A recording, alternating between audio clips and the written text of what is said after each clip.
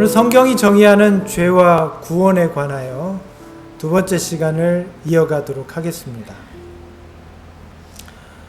로마서 5장 12절에 있는 말씀을 우리가 함께 읽었습니다.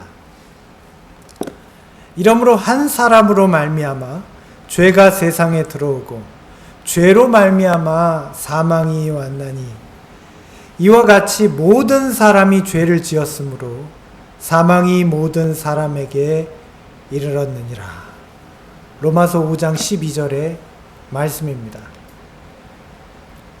이 말씀이 어떻게 보이십니까? 여전히 아담의 죄로 인해 모든 사람이 죄인이라는 말로 느껴지십니까? 그러나 같은 장에서 아담과 같은 죄를 짓지 않은 자들에게도 라는 말이 이 로마서 5장에 같이 등장합니다. 근데도 이 로마서 5장 12절은 원죄설이 가장 주요하게 인정하는 모든 인류가 아담 때문에 죄인이다라는 데 있어서 인용하는 성경 구절이에요. 그런데 같은 5장에는 이미 모세 이전의 사람들은 아담의 죄를 짓지 않았는데도 라는 말이 등장해요. 이것은 죄의 결과인 사망이 모든 사람에게 이르렀음을 강조하는 구절이에요. 원죄에 대한 것이 아니라 그로 인한 사망이라는 죄의 결과가 모든 사람에게 이르렀음을 말씀하는 성경 구절이에요. 원죄설에 의하면 육신의 죄에 대한 갈망뿐 아니라 모든 인간은 아담의 죄 때문에 출생 시부터 본질적으로 죄인으로 간주되는 것입니다. 그래서 말씀드렸듯이 카톨릭은 죄의 저주를 멀리하기 위해서 유아 세례를 행합니다. 이것은 성경의 가르침과 전혀 반대됩니다. 그래서 많은 개신교회들이 유아 세례를 거부해요. 그런데도 원죄설은 받아들입니다. 이 원죄설이 기반으로 받아들이고 있는 주요한 성경 구절은 시편 51편에 등장합니다. 시편 51편의 말씀은 어거스틴의 원죄설이 근거로 삼는 가장 주요한 성경 구절입니다. 기원 후 4세기에 이르러 교회에 등장한 어거스틴은 시편 51편에 오직 딱 한 구절의 성경절을 인용해서 성경적인 신앙을 고수하던 모든 교회들을 전혀 다른 길로 인도했습니다. 그것이 시편 51편 5절이에요. 내가 죄악 중에 출생하였으며 모친이 죄 중에서 나를 잉태하였나이다. 자, 이 성경절을 원죄설로 해석하면 이렇게 됩니다. 이 글의 기록자인 다윗은 죄 가운데서 탄생했어요. 원죄설에 기반해서 그렇다는 겁니다. 그와 우리는 날 때부터 정죄를 받아야 하는 죄인이고 어머니 뱃속에 잉태되는 순간 이 아이가 점과 같이 생겨나는 그 순간부터 우리는 죄인으로서 죄 가운데 있다는 것입니다. 모친의 복 중에 잉태된 아기가 지상의 모든 죄인, 역사상 출현했던 가장 흉악하고 흉포한 모든 악인과 똑같은 죄인이라는 거예요. 어머니의 뱃속에 잉태된 아기가 아직 아무런 행동도 하지 않았지만 지상에 출현해서 모든 악행을 행한 흉악한 수많은 범죄자들과 역사상 출현했던 잔인한 통치자들과 똑같이 악인이고 죄인이라는 거예요.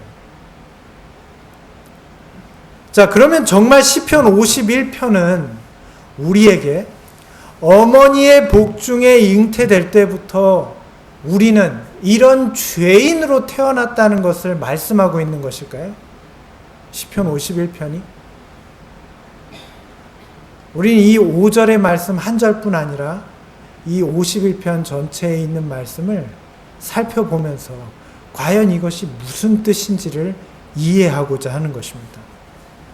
시편 51편의 말씀을 주요한 부분만 한 구절씩 좀 보겠습니다. 1절입니다. 하나님이여 주의 인자를 쫓아 나를 긍휼히 여기시며 주의 많은 자비를 쫓아 내 죄가를 도말하소서. 시편 51편 1절입니다. 자, 이 1절의 말씀에서 우리가 깨닫게 되는 것은 무엇입니까? 죄가 완전히 제거될 수 있다는 것을 말씀하고 있어요. 도말이 뭡니까? 흔적도 없이 지우는 거예요. 그런데 원죄설은 그 5절의 말씀으로 도저히 지울 수 없는 죄, 그걸 아담의 죄를 언급했는데 시편 51편 1절은 정반대로 하나님께서 이 죄를 도말하실 수 있다고 말씀하고 있는 거예요. 이어지는 말씀입니다. 51편 2절이에요. 나의 죄악을 맑게 씻기시며 나의 죄를 깨끗이 제하소서. 하나님께서는 죄로부터 완전한 씻음을 주실 수 있는 분이에요. 여러분 그렇게 믿으십니까? 나의 죄를 깨끗이 제하실 수 있어요. 하나님께서는 범죄한 아담의 죄를 어떻게 제하셨습니까? 그가 회개했을 때 깨끗이 제하셨어요. 창세 전에 알림받은 하나님의 독생자로 인해 아담의 죄도 깨끗이 맑게 제하시는 것입니다. 하나님께서 없애신 죄가 어떻게 후손에게 전가되죠?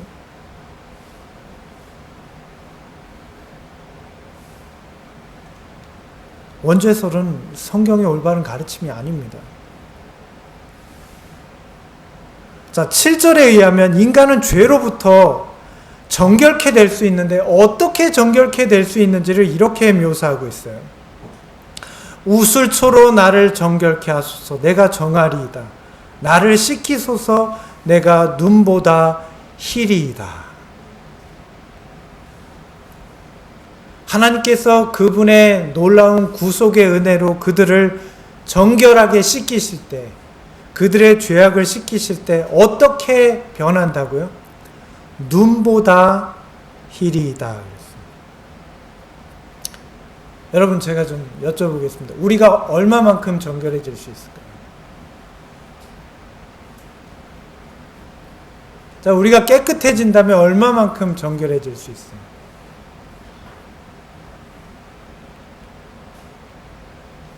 어떻게 씻으면 정결해집니까? 지금 교회 여기 앞마당에 상추가 많은데 오늘 내려가시면서 좀 따가십시오. 제가 다 못 먹겠습니다. 근데 이제 상추를 뜯어서 먹다 보면 이렇게 지금지금 씹히는 게 있어요. 잎사귀 채소 잘 안 씻어지잖아요. 특히 뿌리 부분에 돌이 있는데 그게 잘 안 씻어져요. 흙이랑. 먹다가 씹히는 겁니다. 근데 저는 그 씹히는 게 싫어요. 네. 그 씹다가 그냥 생기면 되는데 안 생겨지더라고요. 그래서 꼭 뱉게 돼요. 그 씹히는 게 싫어서 검으면 거기 따버리고 먹고, 아니면 제가 씻으면 아주 깨끗이 씻어요. 진짜 깨끗이 씻어요. 다음에 상추 씻을 땐 저한테 맡기세요. 근데 이게 잘 안 씻어져요. 잎사귀 이렇게 다 달라붙어서 잘 안 씻어져요. 근데 이걸 깨끗이 씻으면 어떻게 되냐면요, 상추가 너덜너덜해져요. 하도 많이 씻어가지고 이게 너덜너덜해지는 거예요. 으늘으늘. 우리가 얼마만큼 씻으면 깨끗해질 수 있습니까? 하나님께서 정말 우리를 죄악으로부터 완전히 정결케 하실 수 있을까요? 다윗은 시편 51편을 쓰면서 자신의 죄를 생각했을 거예요. 그의 어마어마한 잘못을 생각했을 거예요. 다윗은 어떤 사람이에요? 순종하는 사람이었어요. 어려서부터. 그는 모든 것을 하나님께 헌신했던 사람이에요. 그는 하나님을 정말 사랑하고 그분의 율법을 사모했던 사람이에요. 근데 범죄했어요. 한순간의 실수와 또 그의 마음에 악을, 성령께서 끊임없이 그를 권고했지만 그는 그걸 거역했습니다.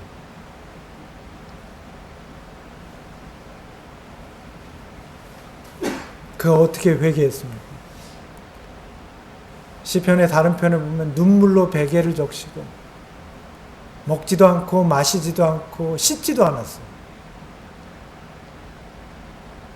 하나님의 용서를 구하기까지. 그러나 그 다윗이 가졌던 믿음이 무엇인 줄 아십니까? 하나님은 이런 나도 씻기실 수 있다는 거예요. 어떻게 해요? 우슬초로 나를 정결케 하소서. 내가 정하리이다. 나를 씻기소서. 내가 눈보다 희리이다. 여러분, 눈처럼 흰색이 어떤 색입니까?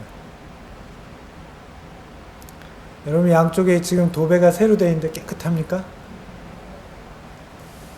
여러분이 보시는 이 벽의 색깔이 흰색이에요? 이 벽은 지금 회색입니다. 천정이 흰색이에요. 잘 구분이 안 가죠? 저도 보니까 천정이나 벽이나 한데 이건 회색이고 이건 흰색이래요. 이게 우리의 눈이에요. 그런데 오늘 성경은 우리가 우리의 죄로부터 하나님이 우리를 씻기실 때 그분의 보혈로 그분의 놀라운 구속으로 우리를 죄 가운데 깨끗하게 하실 때 눈보다 희겠다고 하셨어요. 제가 이 말씀을 한번 묵상해 보았습니다. 제가 한번 저희 고향에 눈이 엄청나게 많이 내렸을 때를 상상했어요. 근데 눈이 그렇게 다 내리면요, 한 1m 이상 눈이 내리거든요. 요즘은 그렇게 안 내리지만 눈을 뜨고 걸어가지 못해요. 네, 선글라스를 쓰지 않으면 눈을 가리고 이렇게 가야 돼요. 안 떠져요. 왜 눈이 안 떠지는지 아세요? 그 눈이 너무 흰색이어서 눈이 안 떠져요. 그 반사광 때문에. 그래서 실제로 고산지대에서 그렇게 눈이 많이 온 데서는 설맹이라는 게 걸려요. 눈이 마비되는 거예요. 계속 노출되면 맹인이 돼요. 그게 눈의 흰색이에요. 그런데 오늘 성경에 하나님께서는 다윗을 통해서 우리에게 뭐라고 말씀하시죠? 눈보다 더 희게 우리의 죄를 없이 하신다 말씀하십니다. 그것은 적당히가 아닙니다. 하나님께서 아담의 죄를 그렇게 도말하시고 아담의 후손인 우리의 죄도 그렇게 도말하시는 것입니다. 그분께 회개하는 자들에게, 그분께 간구하는 자들에게. 그래서 이어지는 9절의 말씀에 이렇게 말씀하세요. 주의 얼굴을 내 죄에서 돌이키시고 내 모든 죄악을 도말하소서.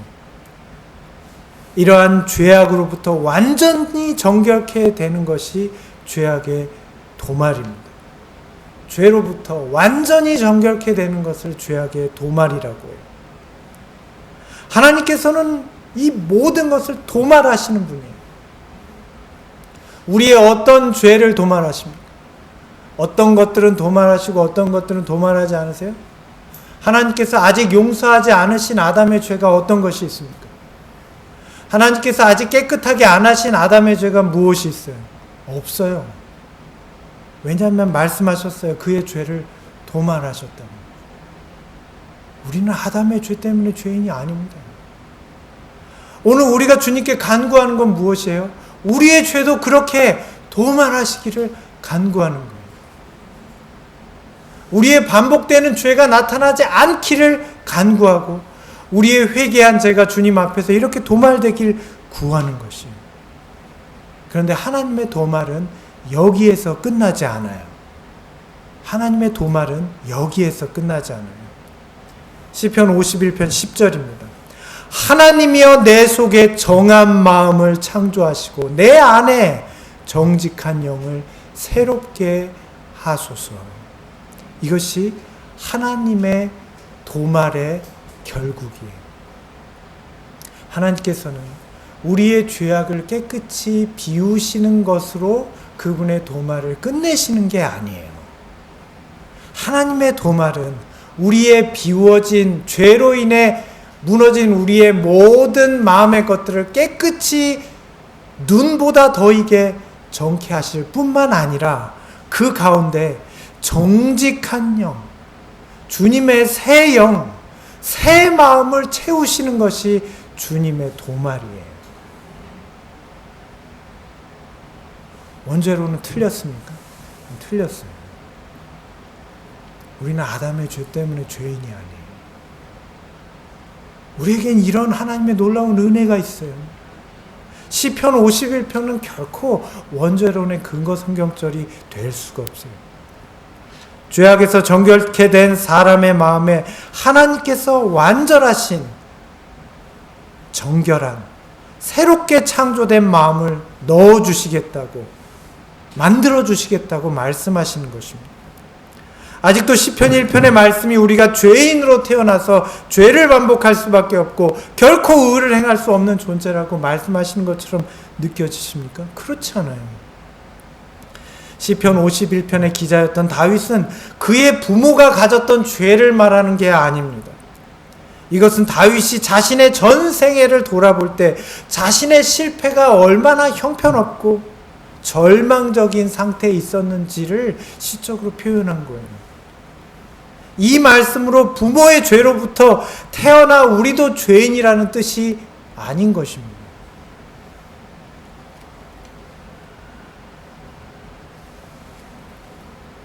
사랑하는 성도 여러분, 우리 모두는 죄의 영향을 받는 세상에 살고 있습니까?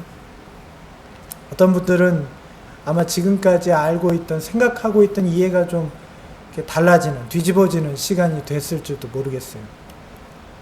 어쩌면 지금까지 내가 그냥 죄악 중에 태어나서 죄인이지 뭐. 그러니까 하나님이 어떻게 해주시겠지. 이렇게 생각하면서 그냥 위안을 삼으셨던 분들에겐 조금 충격일 수도 있어요.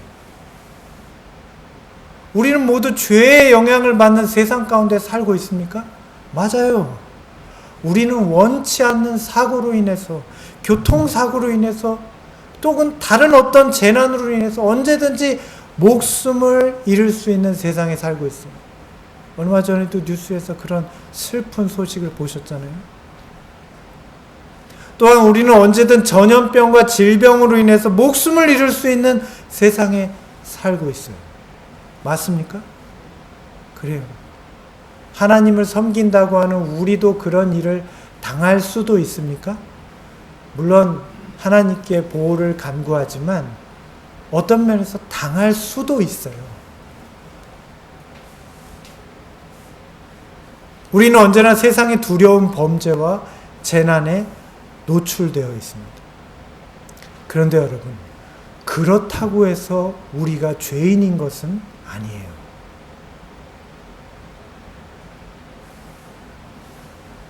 이 세상이 죄 가운데 있다고 해서 내가 죄인인 것은 아니라고요.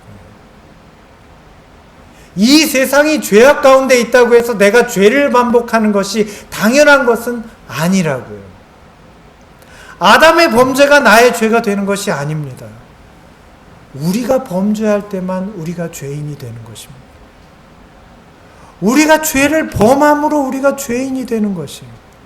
내가 하나님께 반역하기로 선택할 때 우리에게 하나님께서 그 죄를 물으시는 거예요.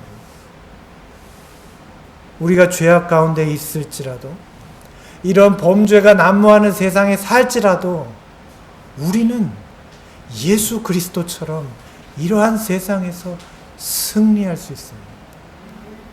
우리는 어떤 면에서 원죄론이 가진 한탄 가운데 주저앉아서 자포자기하면서 스스로 만족하는 것보다는 예수 그리스도를 바라보며 우리의 처지에 만족하지 않고 끊임없이 주님께 가까이 다가가고 그분의 은혜를 갈망하는 것이 하나님께서 우리에게 바라시는 그분의 백성에게 대한 그분의 뜻이 아니겠어요?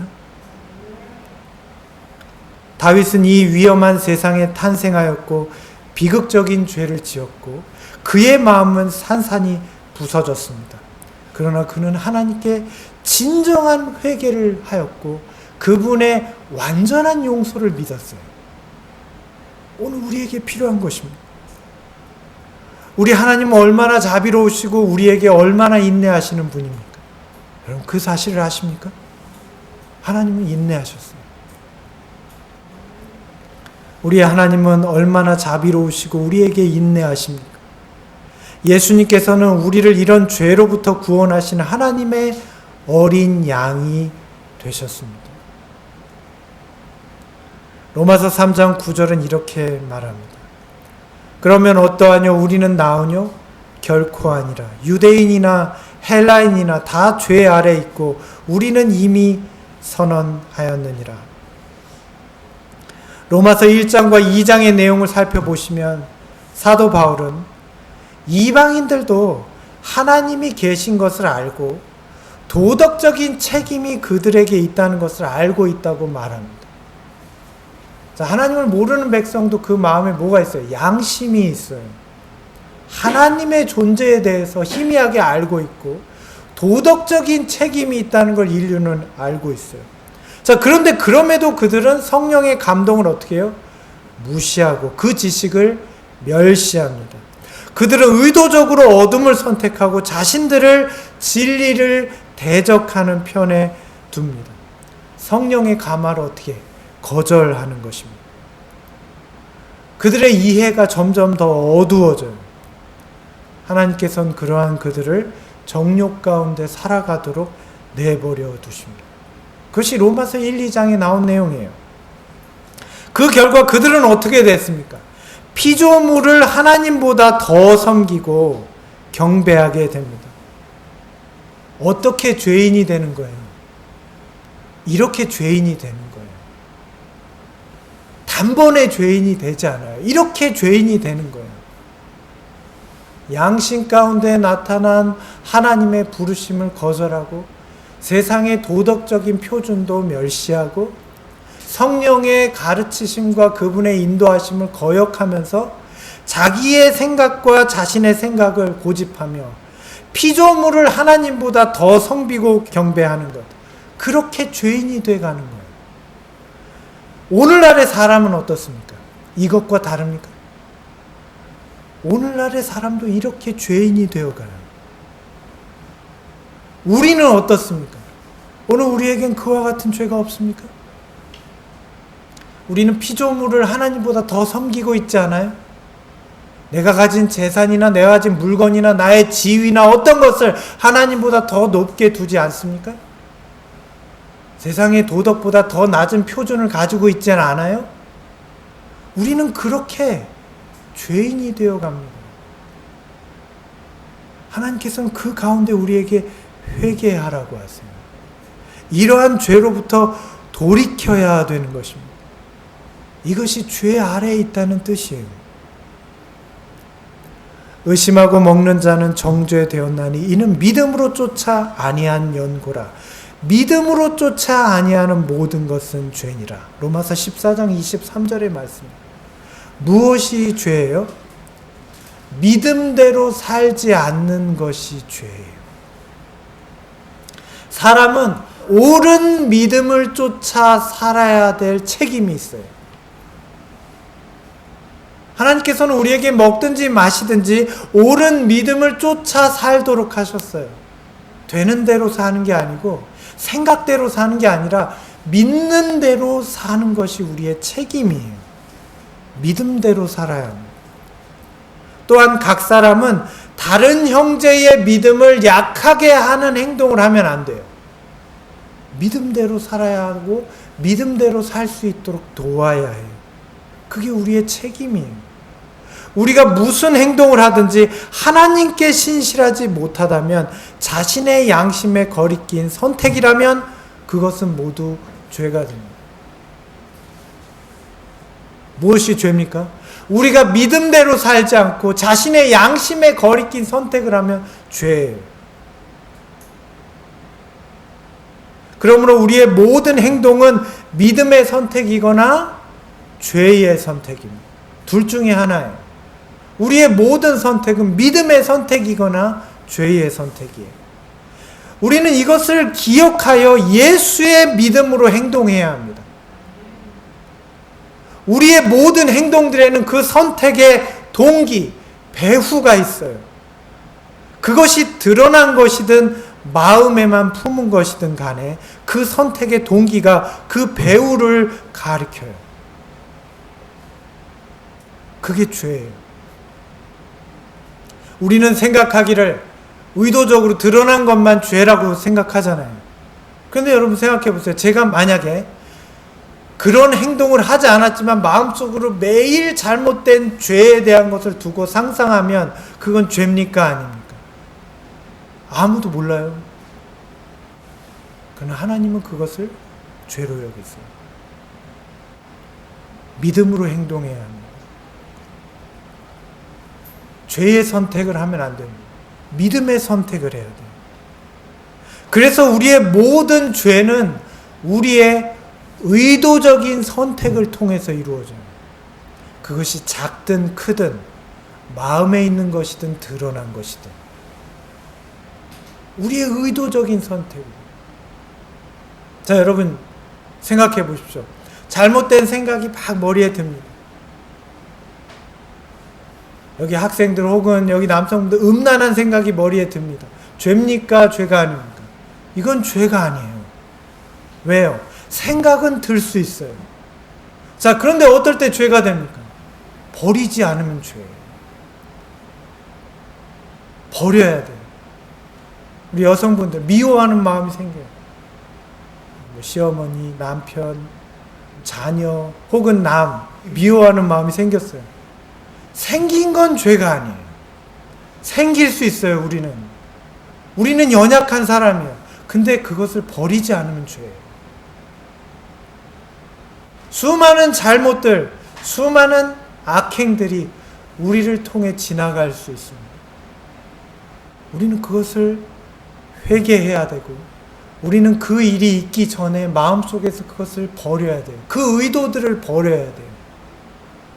왜 주님께서 우리에게 말씀을 묵상하라고 하셨습니까? 왜 기도하라고 하셨어요? 왜 쉬지 말고 기도하고, 왜 쉬지 말고 감사하고, 왜 쉬지 말고 하나님께 간구하라고 하셨습니다. 마음속에서 그러한 선택과 의도들을 버리게 하십니다. 주님께서 가인에게 말씀하신 것이 무엇입니까? 가인의 마음속에 든 건 살인이 아니에요. 살인에 대한 의도예요. 동생에 대한 미움이에요.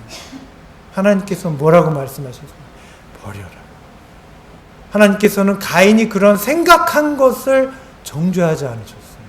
그러나 그가 그 행동을 하지 않기를 바라셨어요. 버려라. 죽이면 안 돼. 미워하면 안 돼. 근데 가인은 어떻게 했죠? 버리지 않았어요. 오늘 우리의 모든 선택들이 그리스도 안에 있는 믿음에서 시작되기를 간절히 바랍니다. 에베소서 2장 3절입니다. 무엇이 죄입니까? 전에는 우리도 다 그 가운데서 육체의 욕심을 따라 지내며 육체와 마음에 원하는 것을 하여 다른 이들과 같이 본질상 진노의 자녀였더니, 거듭나기 전에 사람들은 어떻게 살아가고 있습니까? 자기 육체의 그런 쾌락과 정욕이 원하는 대로 그걸 하려고 살아요. 법의 범주에 혹은 그거에 걸리지만 않으면 자기의 정욕을 만족시키는 행동을 하면서 살아요. 의도적인 것입니까?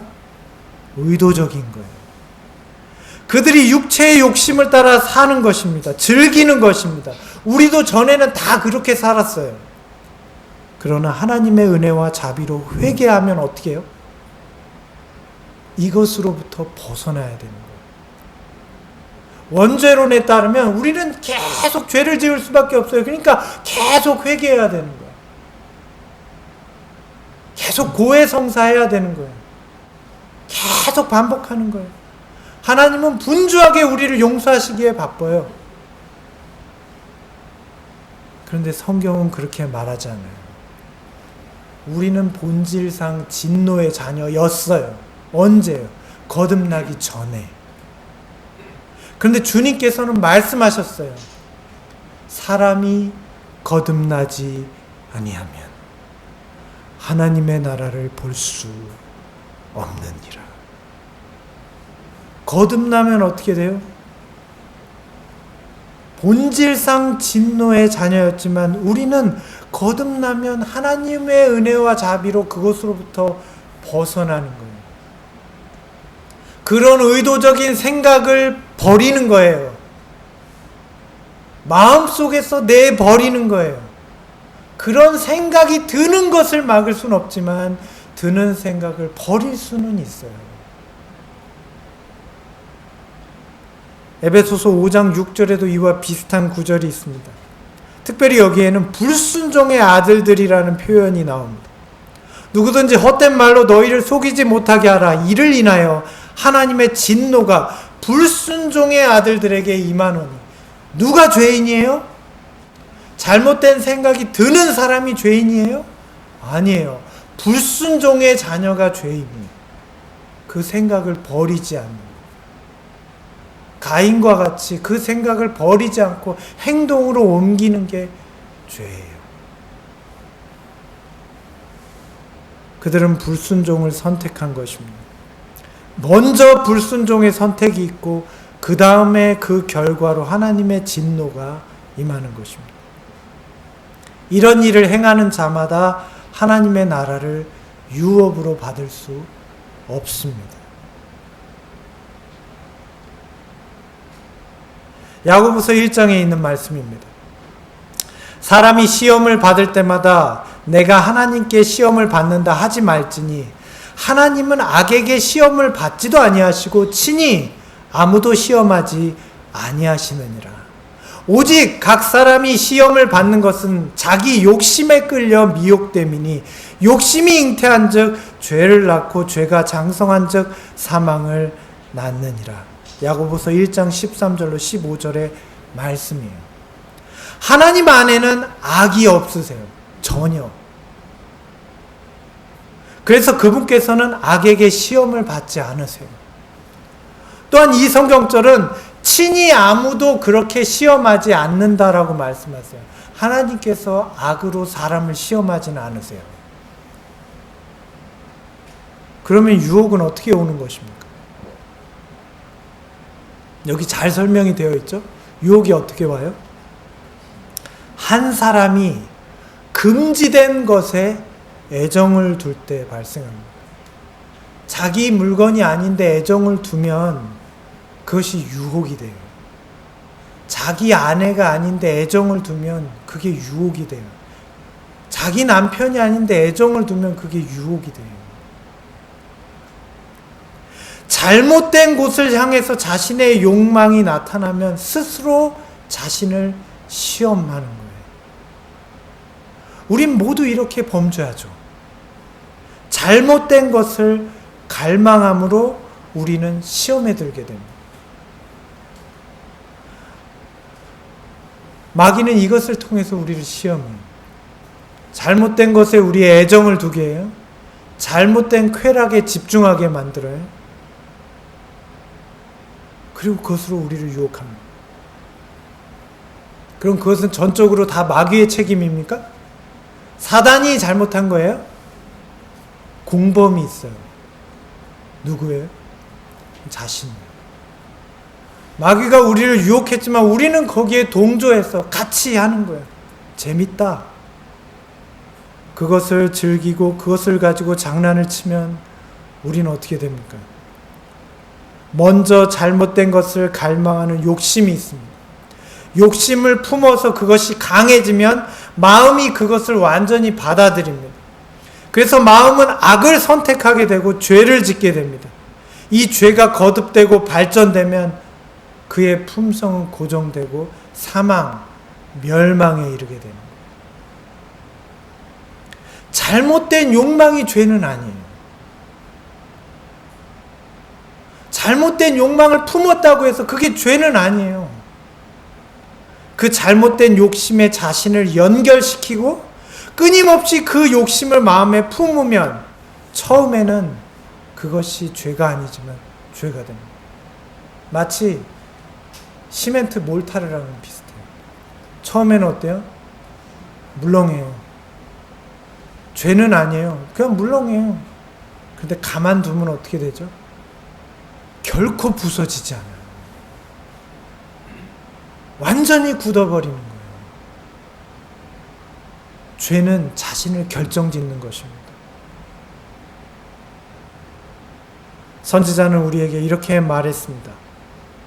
우리의 머릿속에서 시작된 잘못된 생각들은 거절할 수 있는 것입니다. 우리는 잘못된 생각을 하지 않기로 선택할 수 있어요. 그런 욕망이 들더라도 거룩한 것으로 우리의 생각을 옮길 수 있어요. 찬양을 듣고 말씀을 보고 기도함으로, 하나님께 간구함으로 성령께서 우리의 생각을 도우실 수 있어요. 우리를 지도해 주세요. 천사들이 우리의 생각에 좋은 영향을 끼칠 수 있어요. 우리를 도와줘요. 우리의 양심의 가책을 일으키십니다. 이 말씀을 기억하세요. 선지자의 교훈입니다. 만약 우리가 죄를 범치 않으려 한다면 우린 그 시작을 반드시 피해 가야 한다. 모든 감정과 모든 갈망은 이성과 양심의 지배 아래에 있어야만 하고, 거룩하지 못한 모든 생각은 즉시로 쫓아버려야 합니다. 품지 말라는 거예요. 계속 가지고 있지 말라는 거예요. 믿음과 기도를 통해 모두 복음의 요구사항을 충족시킬 수 있다. 기도하고 말씀을 가까이 하고 끊임없이 주님을 묵상함으로 그 누구도 범죄토록 강요될 수 없다. 아무도 죄를 지으라고 강요받지 않는다는 거예요. 유혹이 아무리 강하더라도 죄에 대한 변명이 될 수 없다. 베드로전서 3장 12절에 말씀하셨어요. 여호와의 눈은 의인을 향하시고 그 귀는 저희 부르짖음에 귀를 기울이신도다.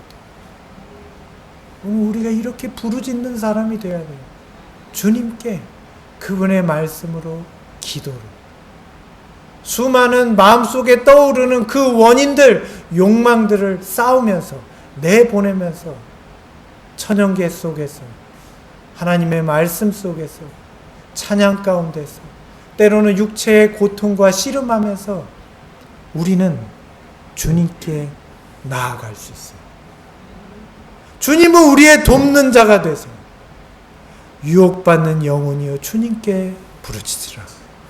무력하고 무가치한 자신을 그리스도께 맡기고 바로 이 약속을 주장하라. 주님께서 들으실 것이다. 그분께서는 타고난 마음의 성향들이 얼마나 강력한지 아시며 모든 유혹의 때에 도우실 것이다. 의에 줄이고 목마른 자들은 배부르게 될 것이다. 주님의 약속입니다. 하나님께서는 이 모든 승리를 우리에게 주실 수 있는 분입니다. 엘렌 화이트는 하나님께서 이런 전지전능하시며 그분의 팔이 우리를 구원하심에 능하심을 알았어요. 그래서 이 말씀을 전해주었어요. 우리도 죄를 승리하는 삶을 살 수 있습니다. 우리는 죄를 짓도록 예정되어 있는 사람들이 아니에요. 우리는 아담의 죄악 가운데서 벗어날 수 없는 태중에서부터 죄인이 아니에요. 그러한 성향들에 저항할 수 있어요. 자신을 오염시키지 않기로 선택할 수 있어요. 믿음과 기도와 자제와 저항을 통해서 그 누구도 범죄토록 강요되지 않는다는 말씀처럼 될 수 있는 것입니다. 여러분, 이 말씀을 믿으십니까? 이것이 우리의 각자의 선택에 달려있음을 기억하시기 바랍니다. 죄를 짓는 자마다 불법을 행하나니 죄는 불법이라. 요한일서 3장 4절의 말씀입니다. 이것은 죄가 각 사람의 선택임을 강조하는 말씀입니다. 죄를 짓는 자마다 불법을 행하는 것입니다. 짓지 않도록 갈망하시고 간구하는 자에게 불법이 되지 않을 수 있습니다. 죄를 짓는다는 것은 하나님께서 계시하신 뜻에 의도적으로 불순종하는 것이고 불순종하기로 선택하는 것입니다. 반역을 택하는 것입니다. 우리는 선택을 통해 하나님의 계명을 어기게 됩니다. 의도적으로 그 선을 넘습니다. 그래서 이 성경절이 우리에게 말씀하고 있는 것이에요. 죄는 불법이에요. 우리는 그렇지 않기로 선택할 수 있어요. 여러분, 가룟 유다를 기억하십니까? 메시아를 팔게 될 엄청난 죄악으로부터 그는 범죄하지 않을 수 있는 충분한 기회가 있었을까요?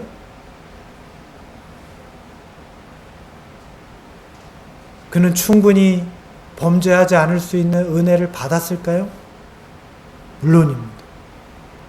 3년 반이라는 긴 시간이 있었어요. 주님께서 그 시간 동안 끊임없이 그에게 권고하고 책망하셨어요. 그는 그 음성에 귀를 기울였어야 해요. 뿐만이 아닙니다. 주님께서 그의 마음을 돌리시고자 그 마지막 밤에 그의 발을 씻기시고 눈물로 호소하셨어요. 유다야. 그는 최소한 그때라도 주님께 마음을 되돌렸어야 했어요. 그러나 그는 자아와 죄악의 선택을 따랐습니다. 우리는 어떻습니까? 우리가 멸망하게 된다면 그 죄는 아담의 죄가 아니에요. 우리가 예수 그리스도의 사랑을 거절한 죄입니다. 우리가 우리의 자아와 죄를 택할 것인가, 아니면 예수님과 그분의 의를 택할 것인가를 오늘 선택해야 합니다. 우리의 선택에 달려 있어요. 우리가 하나님의 인과 은혜의 시기, 이 끝에 대하여 상고함으로 유익을 얻어야 될 때가 있다면 바로 지금입니다. 만약 이때에 사람이 하나님의 인침을 받을 수 있다면 그는 죄를 범치 않을 것입니다. 성경은 믿는 자들이 하나님의 인침을 받을 수 있다고 말씀하세요. 그 일이 언제 있다고요? 지금 이 은혜의 때에 있을 것이라는 것. 그러한 자들은 범죄하지 않을 것이라는 거예요. 왜요? 유혹을 거절하고 끊임없이 주님께 간구함으로. 그러나 만약 원죄설처럼 사람이 본성적인 죄의 일부라면 우리는 아무런 선택권이 없어요.